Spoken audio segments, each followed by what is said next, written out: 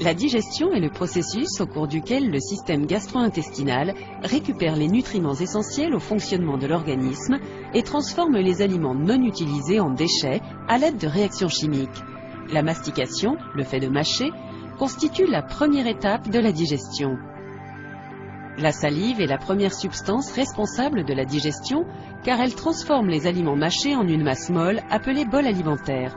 La salive rend ce bol alimentaire facile à avaler. Celui-ci va donc descendre le long de la gorge et de l'œsophage.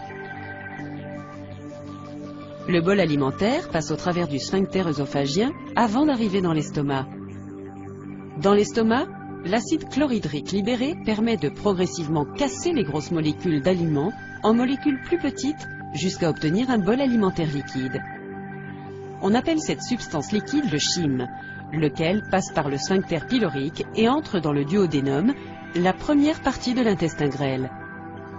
C'est là que des enzymes libérées par le pancréas, le foie et la vésicule biliaire continuent à transformer le chyme en microéléments que l'organisme pourra ensuite facilement absorber et utiliser.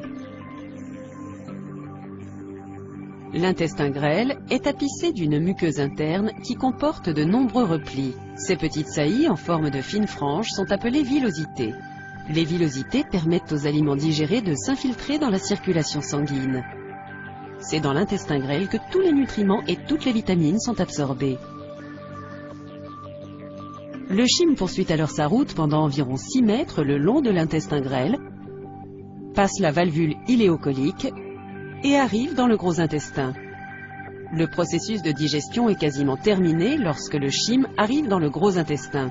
Le chyme non digéré qui pénètre le gros intestin est considéré comme du déchet. À mesure qu'il migre le long du gros intestin, les déchets vont peu à peu se solidifier car toute l'eau disponible va être réabsorbée par l'organisme.